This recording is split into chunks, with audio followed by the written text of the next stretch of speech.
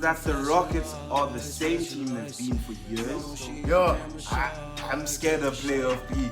Don't trust that man. Give the ball to Lou. My tech analytics are gonna work up to a certain point, but against the big teams, it's not gonna work, and you're gonna come up short.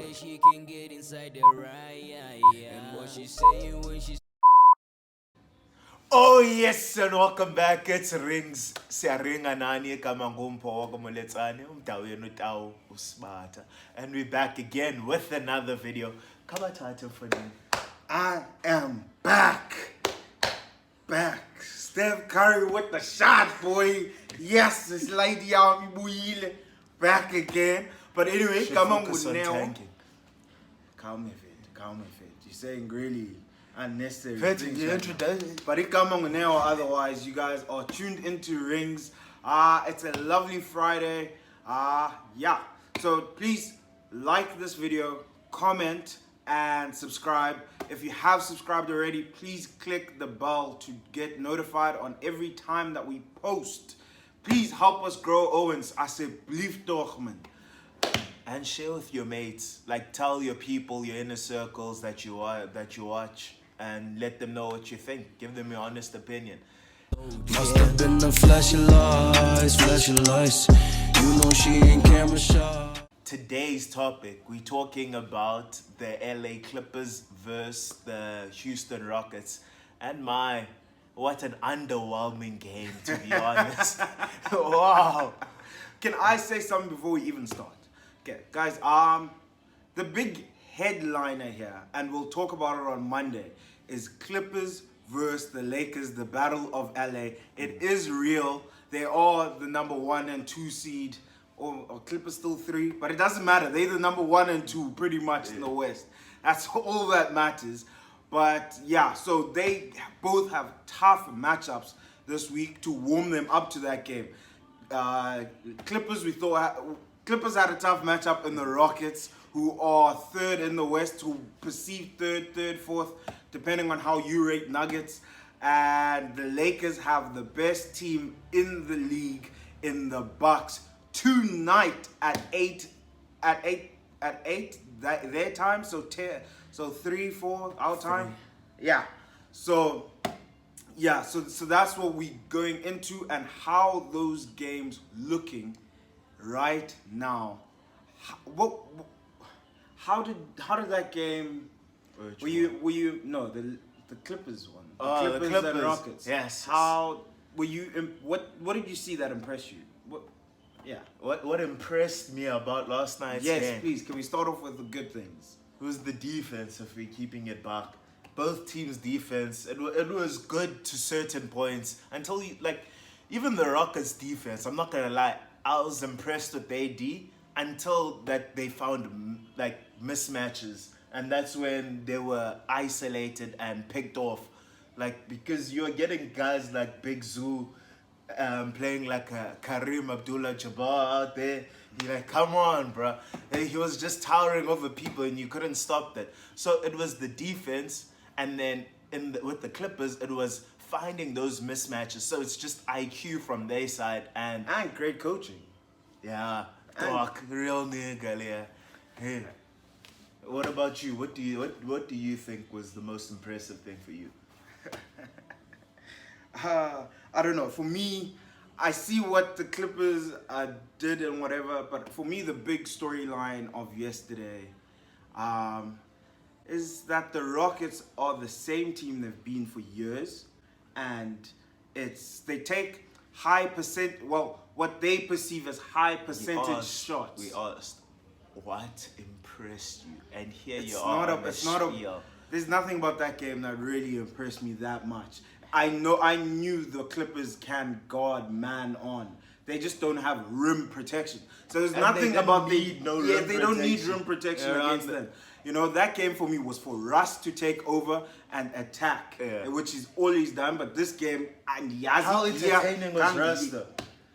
Man is mad entertaining. You see that missed dunk? Damn. No, Russ is mad entertaining. Every night Russ is entertaining. Yeah. Every game, Russ will bring it. every game without fail. That's why I'll So- never hate on people who have Russ as their favorite player. I'm sorry, I can't hate on you. That man's just entertaining every single night. He Mean to brings players it. is entertaining and like lots of Not guys like that are Russ, entertaining. babe. Not like Russ. Russ takes me back to thinking about D Rose. That's how entertaining that man is. I guess I can see how you can say that. Yes. But yeah, so for me, the big takeaway was that the Rockets are the Rockets, and they're gonna take to them what a high percentage shot and a mid-range shot to them is a low percentage shot in terms of how many times you make it consistently. Okay, and to yesterday, they lived by the three. Yes, last night they died by the three. You get You me? know the rules. It happens, and it sucks that it happened on such an exhibition game. Hey man, It what's really gonna happen does in the suck. playoffs? It's That's the game. one thing That's that one I was thing thinking. I know. It's one Yeah, game yeah, until yeah. it's a game 7. It's Until- one game until you have Even that if kind it's of a game performance. 5 in the playoffs, fair to you have that one bad game. Did this not remind Throats you? tighten up when they went 27 straight without one. Definitely. That's all that was ringing in my head. That was They went all that was 17 ringing in straight my last head. night without a single three. And it was terrible. Because clearly now they're saying we'll take layups and we'll take threes. That's it. And it's easy to defend when you know exactly what they're gonna do. If you know the analytics is that, this is just an analytics-based team, they're gonna either take it up or they're gonna shoot a deep three or find an open man. You try block out the passing lanes, which they did very well, or you just clog out the Really lane. good man on defense, It was easy defense for them. Jeez. No. It seemed like easy defense from the get-go, bro. From the jump. Yeah. It felt like they were just doing their own thing. They have their full strength team right now, the Clippers, right? And no, I'm not saying they are at full strength. They just have their full healthy team, and this is what we can get used to. And this team is undefeated once they're fully healthy. Do you know what scares me about this full team about the Clippers? What? The one thing that scares me is playoff P. Playoff P is gonna come around. Yes. Yo, Hey, we're not getting into that. yeah, I know. We're not guys, getting into I'm scared that P playoff P is and gonna his arrive, woes. and people keep on giving this man a pass. But I know he's coming off an injury, and I don't want to be the guy that's gonna be talking bad about Paul George. Just last year, he was an MVP candidate, sharp. But this Regular year, season. so underwhelming. Last year he went out in the first round still. I'm scared of playoff B. Don't trust that man. Give the ball to Lou Will. That's my thing. Okay, but what is your take on analytics, the Rockets? Their analytics of just shooting threes and having Daniel House rush quickly, take a quick step back and be like, dude, you're not Steph. You're not Harden. Sharp, we're more willing and accepting. House can do that. Bro. Nah. I'm I'm more willing of even Nah, Eric Gordon. I'm even more willing of Eric Gordon. They just certain. House can hit those, bro. House can hit those. You need to stop this disrespect. Stop being like the commentators.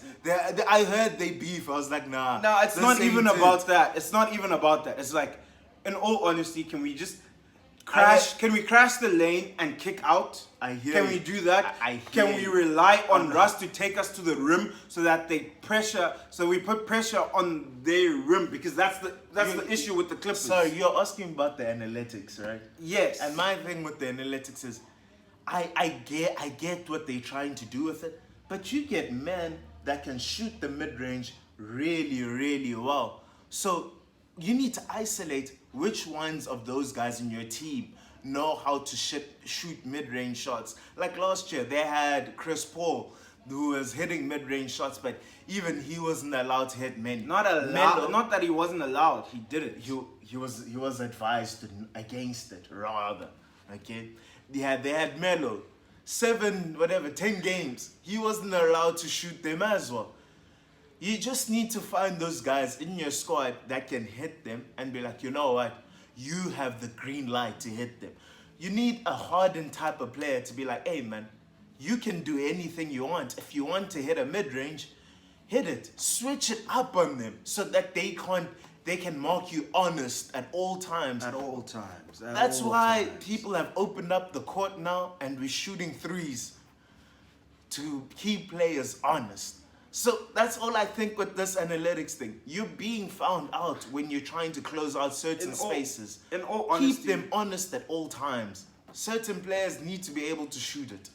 if we're keeping it back, man, the analytics do work, and you're bound to have bad games, right? And where you're gonna have a dip in your numbers, where your numbers are gonna be real low. That's just how the numbers work sometimes. You're not always gonna have good games, but your average is gonna be pretty high, higher than most, okay? But the problem with it is that against the big teams, your analytics, yes, it's always gonna come up too short because you're asking too much from these guys, and especially from the role players, not from James Harden or Russell, but for the role players. It's not always going to work against big teams, and your analytics aren't. You're going to have to adjust, and that's what I need to see from Mike D'Antoni. I love that he adjusted and said, "Hey, we're going small now," right? Which is amazing, great, and they're doing really well. I'm not going to bash them for one game against the Clippers, which would have been a nice win, a good win for their morale and the small ball. Like, I agree with you fully. Give D'Antoni his dabs for changing it up and whatnot. But isn't this a sign to say, you know what, the playoffs are ahead? And last night we saw the game slow down a couple times. And In the first half. and when the game slows down, didn't you want like a pick and roll or something? And or that lob again?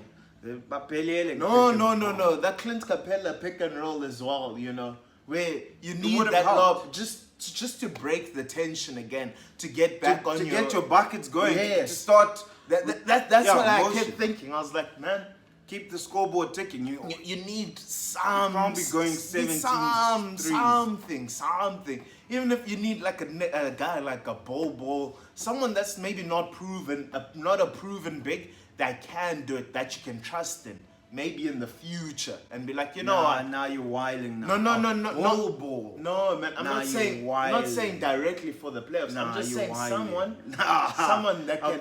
I'm not listening to this. Nah, not Bol.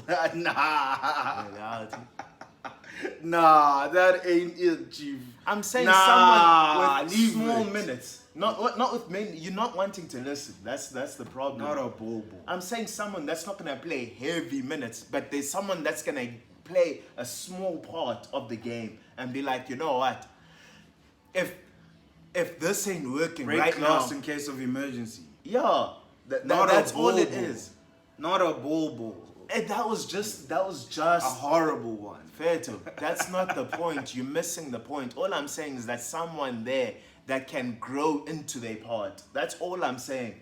The player's damn sharp. I got it wrong. Fine. But like somebody that's gonna play low minutes. That's all I'm saying. All right. My tech analytics are gonna work up to a certain point, but against the big teams, it's not gonna work, and you're gonna come up short. You let me know what you guys think in the comments, man. And please let us know what kind of content you guys want to see. Like and subscribe to the video. We'll see you guys next week, Monday. Big one, Lakers versus Rockets. Lakers versus Clippers, sorry. LA Showdown. And we are out of here.